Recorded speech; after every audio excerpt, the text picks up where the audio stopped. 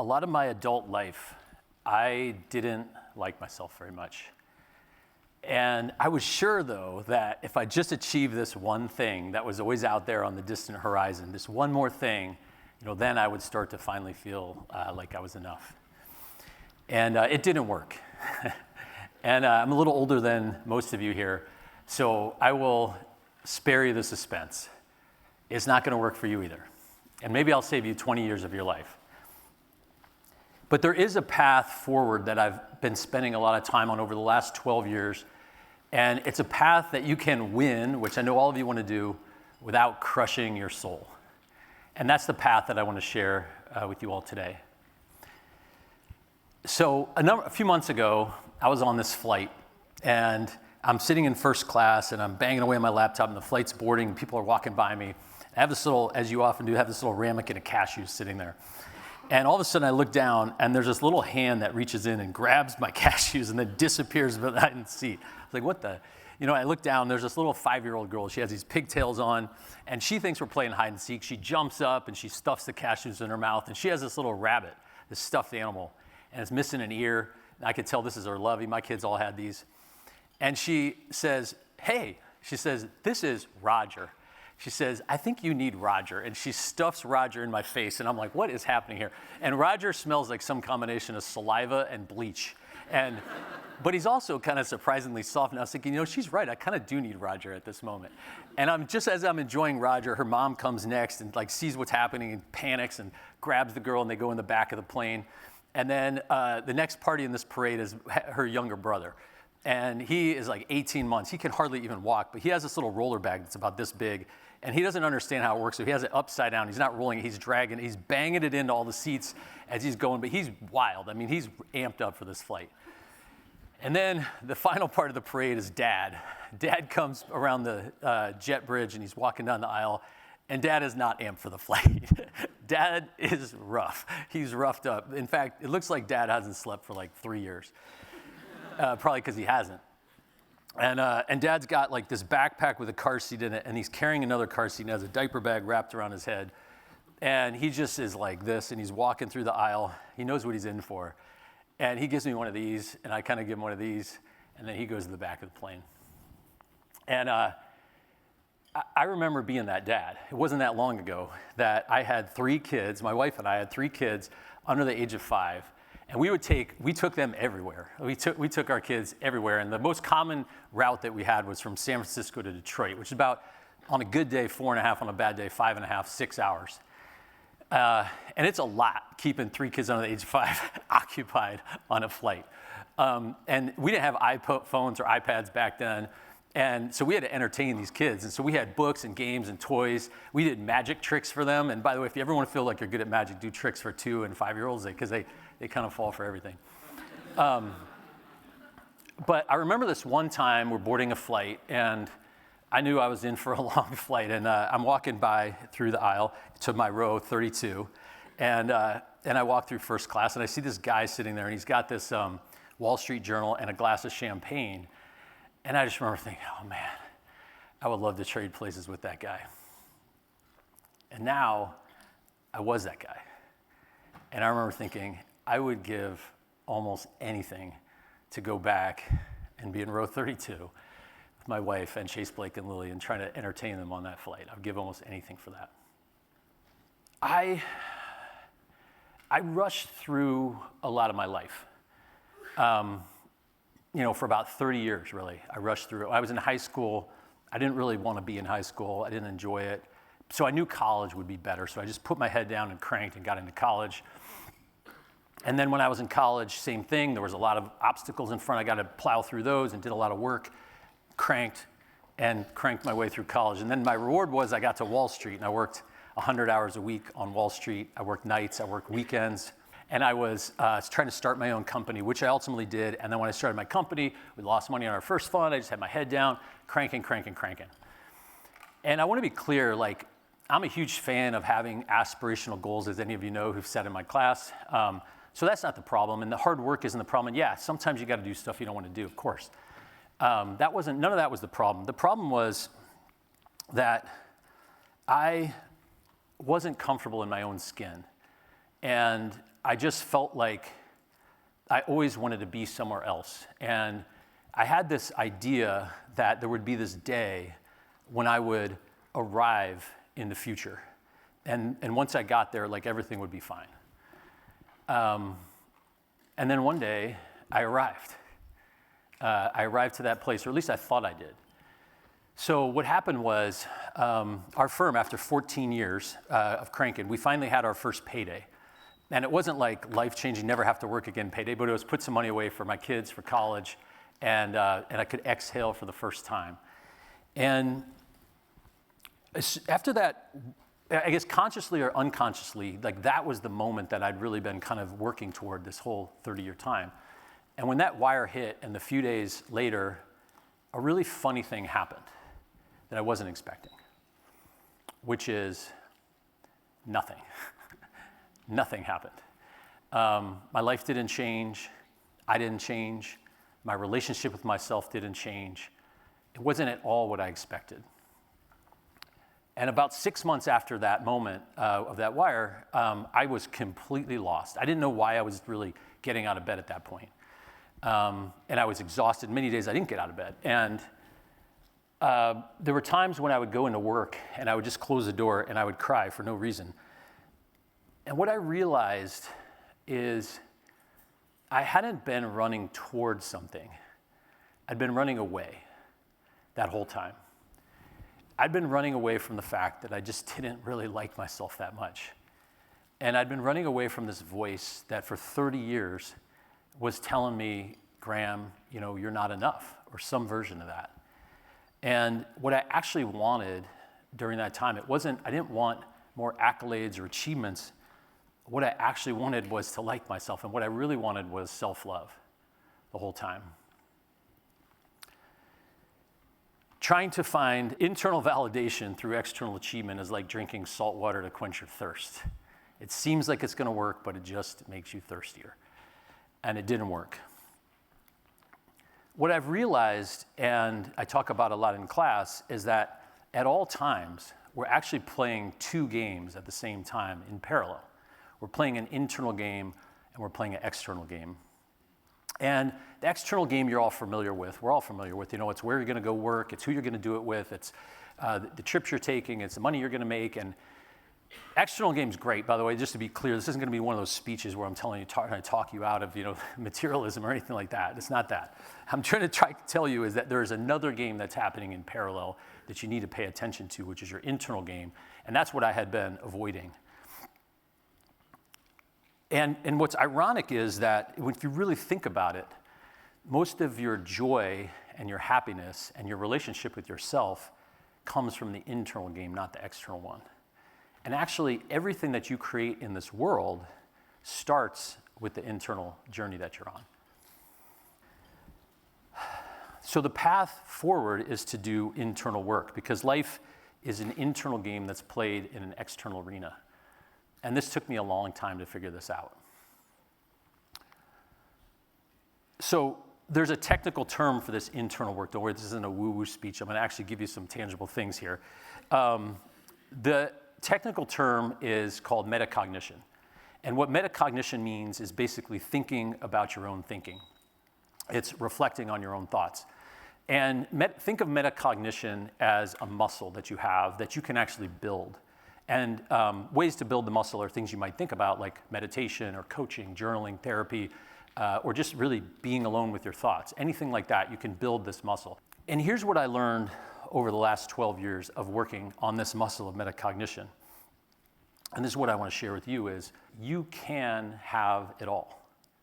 You really can. You can build something that's really meaningful and like yourself along the way. You can have white-hot passion and ambition and still have peace. And yeah, you can also make money and still find meaning in your work. You can have it all, but it takes some work. In short, you can win without crushing your soul. So what I want to do today is cut through the last 12 years of work that I did, and I want to share with you the 3 most powerful practices of metacognition that I use to change my life, and I think these things will change your life as well. So here they are. Here are the 3 practices.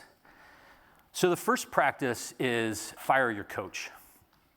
So a number of years ago, I watched this conversation unfold, and there was this 8-year-old boy who just had a really bad game, and there was his coach. And the coach said to the 8-year-old boy, he said, "Hey, look, kid, you're not entitled to anything. You got to earn it every single day." And then I said, "Okay, well, that's not that bad of a conversation." But he said, "Hey, look, your value is based on your performance. And when you perform, you have value, and when you don't, you don't. And by the way, right now, you don't." And the hardest thing about watching this conversation was actually seeing the reaction of the 8-year-old boy, because he didn't yell or argue or start crying. You could just watch this boy internalize in this coach's words, and it became his new operating system. So the first time that I really started to spend a lot of time alone with my thoughts, I recognized that conversation was the one I was having internally all day long. That inner coach was me talking to myself. That was the dialogue I was having. And I was also that 8-year-old boy absorbing that dialogue and telling myself that I had no value unless I was performing. And I'd been having that conversation for decades. So we've had conversations with many of you about this, and you've said, "Yeah, I understand. I've heard that voice. I know what you're talking about. Sometimes I beat myself up. Yeah, I'm familiar with that." And I knew that wasn't the first time that I recognized that I was beating myself up. So what I thought to myself at the time, and I know what many of you have said when I've talked to you about this voice, is, "Yeah, okay, I get it. Sometimes I'm hard on myself, but that's a good thing.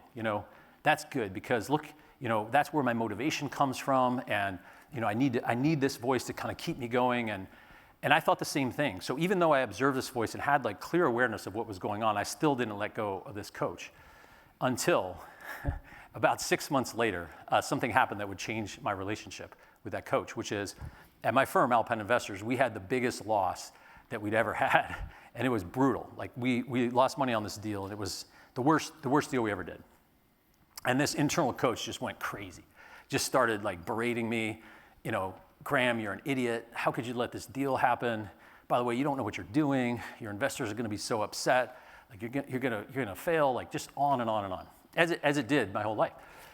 Only this time I had a little bit of space from this voice, and I noticed something this time that I hadn't noticed before, which is that voice, that coach that I had, didn't give me any advice or thoughts or ideas or solutions or really anything of value at all.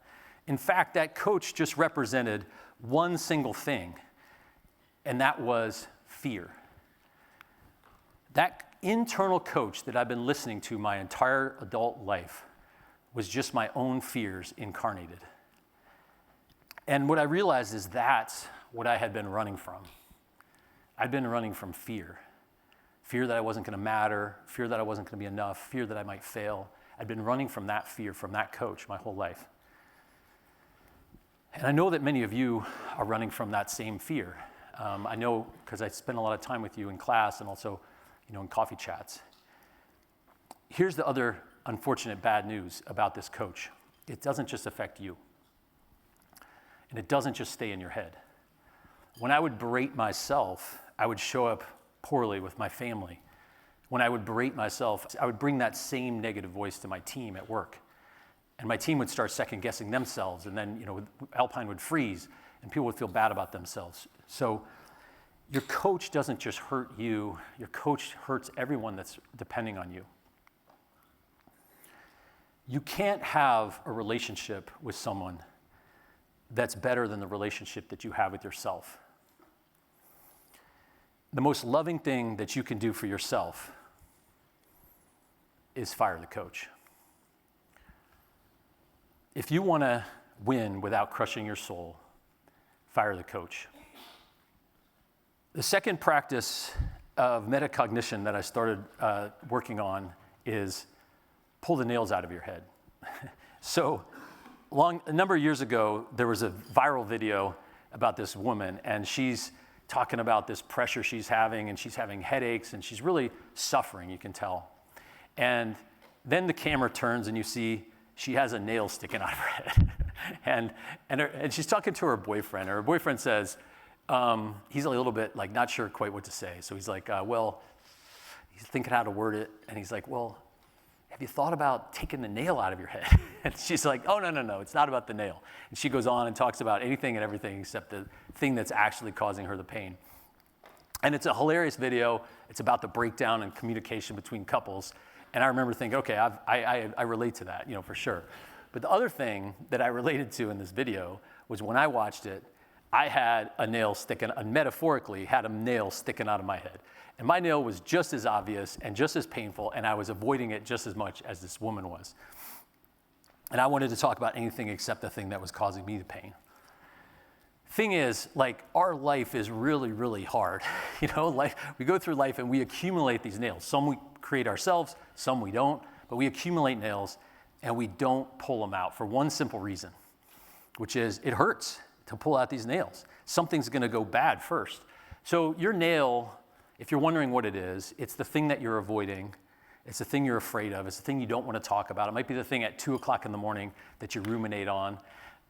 Or it could be the relationship that has passed its course that you need to end. It could be the job that's slowly gonna drain your energy. It could be a bad habit that's taking a toll on your life that you need to end. Your nail also could be something much deeper. It could be something from your past that you've stuffed down that you haven't dealt with. As Carl Jung said, where your fear is, there is your task. And this is your nail. I have this friend of mine, and I'll call her, for the purpose of this story, I'll call her Olivia. And Olivia got engaged to, we'll call this guy Jim, about 3 months after she graduated from college. And once she got engaged, she and Jim moved in together. And once they moved in together, it was a lot harder for Jim to hide his drinking. And so Jim would get up drinking and he'd get upset and he would take that out on Olivia. He'd yell at her. Next day he would apologize. 3 days later it would happen again, and then that cycle would repeat. So a little bit before the wedding, Olivia went to her friends and her family and she said, hey, look, I'm really having some second thoughts here. And Olivia's like, okay, guess we already sent out the invitations and we paid the deposit. But she had something in her gut that told her that this was the wrong thing for her. But she proceeded and she got married anyway. About 3 months later, things got a lot worse. Jim's drinking more. This behavior is getting a lot worse. And now she knows she made a mistake. Then she gets pregnant and she has one kid and another one and another one. I've probably seen Olivia, talk to her once a year since she got married. Every time she tells me, she says, okay, this is what's happened. This is what Jim's doing. This is not going well at all. And I'm gonna change. I'm gonna make a change just as soon as I get on the other side of this thing. Well, that 25-year-old girl who almost called off her wedding, she's 62 years old now, and she's still married to Jim. And that nail, which is her marriage to Jim, has defined most of her life. 37 years. 37 years of leaving that nail in. Pulling out your nails hurts, but leaving them in is even more devastating. How do you pull out a nail? It's not easy all the time. So the first thing is you got to admit that you have one, and that's hard. So, bring your nail out of the shameful shadows that it's probably living in and start talking about it with people. That's step one. Then assemble a team that can help you so you don't have to face this nail alone. Maybe that's your friends, a therapist, advisor, but get a team on your side. And then most importantly, resolve that you're going to pull it out. Resolve that you're going to pull it out even though your life is going to get worse first. And realize that's the reason you're not pulling out in the first place. So prepare for that. This chart is my best depiction on what your life looks like over a long period of time. It's not linear, unfortunately. I wish it were. So what happens is, in our life at times, we reach kind of local peaks or plateaus, and we hit this plateau and we get stuck. And the reason that we're stuck at that plateau is because the path to get to the next peak involves first traversing down a valley. And we're not willing to do that. So if you want to leave a relationship, you might have a hard conversation, a hard breakup, and then you might be alone for a period of time. That's your valley. Quit drinking, and sobriety might seem boring. Your friends actually might seem boring. Hypothetically. You quit the job and you might be stressed for money, and quit a habit, it's going to be hard first. So, but if you can really internalize this graph and really take this in, it will change your entire life. It will change your entire life because everything that you want is on the other side of worse first. Facing your nails is a superpower. Facing your fears is a superpower. And it's also the path to self-love. And it's a path to growth. If you want to win without crushing your soul, fire the coach and pull out your nails. The third and final practice of metacognition that I want to talk about today is trust your second voice. So by now you might have realized something, which is that voice, that internal voice of fear, isn't the only voice that you have inside of you, thankfully. You have another voice, and it's your second voice. And this voice goes by many names. It goes by the name intuition, your higher self, your soul, God, the universe, source. But unlike your negative coach, this voice doesn't speak to you through fear. It speaks to you through energy. Energy is the language of your soul. It's that excitement you have, it's the dread you had, like Olivia had in her pit when something is off. Energy is the language of your soul. I'll give you a really common example of this at play. It's something you can all relate to. So I've taught here now at Stanford for 24 years. And over that time, I've coached many of you in one-on-ones or in class. But the most common thing that I have is students will come in and they'll have some dilemma that you have. And I'll just use a simple example. Say it's a career and you have job A and job B. So the student comes in and they're really torn. They're not sure what they're supposed to do.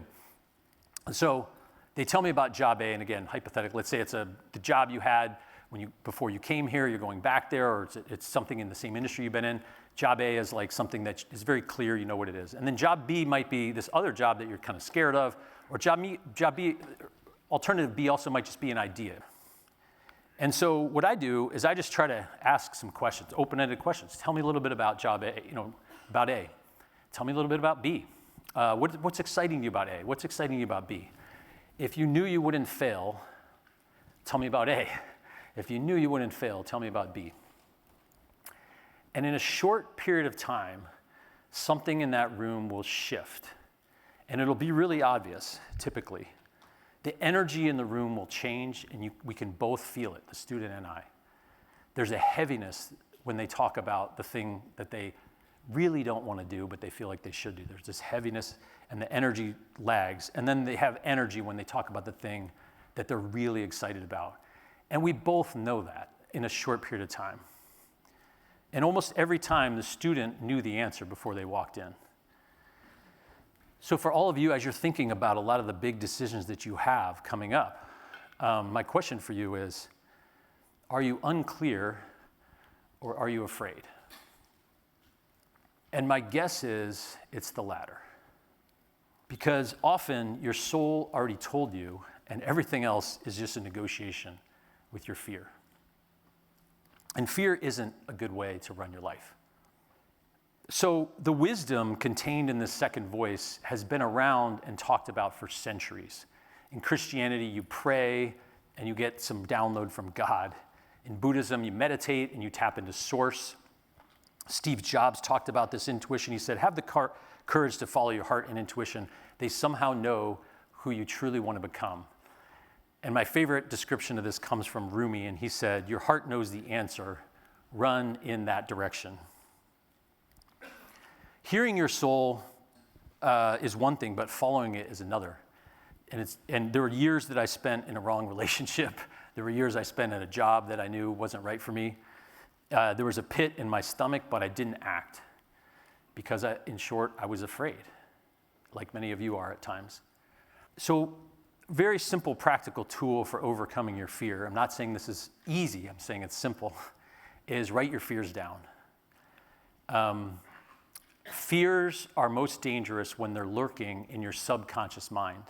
That's where they can have the most damage over you, when you're not even aware that you have them. That's where they can really paralyze you. write your fears down, put them on paper. And now all of a sudden, your fears aren't this nebulous thing that's going to keep you from living your life. Your fears become a problem to be solved. All of you are phenomenal at solving problems or you wouldn't be here. So you can really make this a lot easier. So if you have something like, I can't do this because I have loans, could become, how do I reduce my burn, start this and still cover my loans? I'm not saying the answer to this is easy. I'm not downplaying how hard this is going to be, but I'm just shifting what you're actually going to focus on, which is just solution to a problem versus this nebulous fear. Fear in your head is paralyzing, and fear on paper can just be a problem to be solved.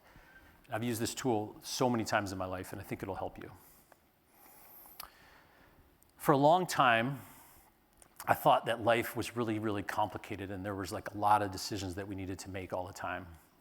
And the longer that I've lived, the more that I've realized is that there's really only one, and that is, which voice will you listen to? If you want to win without crushing your soul, fire the coach, pull out your nails, and trust your second voice. So I want to go back to where I was in 2014. So I was at this low point. What I was doing was not working, and I had to try some different stuff. So I tried all kinds of different things. And what I'm sharing today are the three things that worked the most for me, these three practices. So first, I started meditating. I started watching that voice, and I realized I didn't have to just meditate for those 20 minutes. I could meditate and watch that voice all day long. And I started to realize that internal coach for the fear monger that he was, and I started letting go of that coach. I started basically giving myself permission to stop beating myself up and berating myself. And over time, and I'm still working on this to be clear, but over time, I'm shifting from being my harshest critic to my best friend. And it's made a huge difference. I've shown up differently from my family, been more present. I've been more supportive of my team at work, but mostly been a lot more accepting of myself. And the more that I sat with my thoughts quietly, the more that I just realized I had nails everywhere. I mean, everywhere.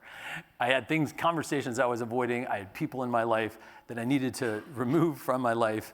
I had habits that were slowly draining my energy: alcohol, caffeine, sleeping pills. And I had some really deep things that I'd buried from my past that I hadn't dealt with. And I didn't remove all these nails at once. I didn't do it gracefully or quickly. I made excuses. I rationalized why I should keep these nails in place. But after a while, I started to realize what Carl Jung said, which is this was my task. And so I pulled out the first nail. And exactly what I thought would happen happened, which is my life did get worse first. But that valley that I was anticipating was 100 times worse in my mind than it was in reality. And the peak was much higher also. In fact, I felt like I was a beach ball that had been held underwater, and I let go and I shot like 30 feet in the air. And every time I pulled out a nail, I've had a similar experience. And so over time, I've grown less fearful of pulling out these nails. But the biggest change by far in my life, and this will be true for you, is when you start trusting that second voice. And I'll give you one example of this. So as I started sitting with my thoughts and working on myself, I started realizing that I really actually didn't have energy for private equity, which was unfortunate because that's the business I was in. So I struggled with that big time, and I fought that, and I wanted the answer to be really different, but I trusted that voice. And but what I did realize at the same time was that we had done these 3 deals where we had backed people just like all of you, a high attribute person, and we put them in to run companies. And when we did that, we basically gave these people permission to follow their second voice and find the thing that really lit them up. And those weren't just our most fulfilling deals. Those actually were our highest performing ones too. And so over time, we shifted from being in the private equity business basically to being in the talent business. But I just want this to sink in for a second, which is, for you all, class of 2026, a high attribute person doing something that you love, that lights you up over a long period of time, is the most powerful formula that I've encountered. And so at some point in your life, give yourself that power. I learned something else, which is I learned you can fake your way through something you don't care about and something you're not excited about for a little while, but you get burnout and you can't do extraordinary work that way. Extraordinary work requires every part of you over a really long period of time. In short, extraordinary work requires you to tap into that second voice. Since that day in 2014, at my firm Alpine, our assets have increased over 50x. To make that happen, what I needed to do is start letting go of my fears and trusting my second voice, and I needed to give my team permission to do the same thing, which is what we basically did. But more important than any of that business success is what happened to me internally. It turns out that these 3 practices that I've been talking about today were really a gateway to something much, much bigger. Firing my coach and removing my nails and trusting my second voice was the path to the thing that I'd actually been searching for my whole life, which was self-love. That was the path to me start loving myself. There's a quote from the Andy character in The Office, and he says, "I wish there was a way to know you're in the good old days before you've actually left them." It's maybe the most famous quote in the series. And I think back to being that young father with 3 kids in row 32, and I think, gosh, I wish I would have known I was in the good old days at that time, because there were moments when I stepped over those days. But I think there's even a much deeper meaning to this quote. The more I reflected, the point of being a young dad was never to get my kids from 1st grade to 2nd grade, or to even to get my kids into college. And the point of that flight was never to go from San Francisco to Detroit. The point of the flight is just the flight. The point of the flight was to build a racetrack with my boys on the tray table with a goldfish. The point of the flight was to have my daughter fall asleep in my arms as I read Goodnight Moon to her for the 137th time, and realizing that there'd be a day when she'd be too old to fall asleep in my arms like that. The point of the flight is just the flight. So, class of 2026, your path to the life that you want traverses through internal work. It traverses through these 3 practices. Fire your coach. Give yourself permission to stop berating yourself and shift from being your harshest critic to your best friend. Remove the nails from your head. Move toward the thing that you fear. And realize that everything that you want is on the other side of worse first. And most of all, trust that second voice. Pay attention to the things that give you energy, and then give yourself the courage to go toward those things. You can stop running. You've already arrived. You're in the good old days now, and you always have been, and you always will be. So go live them. Thank you.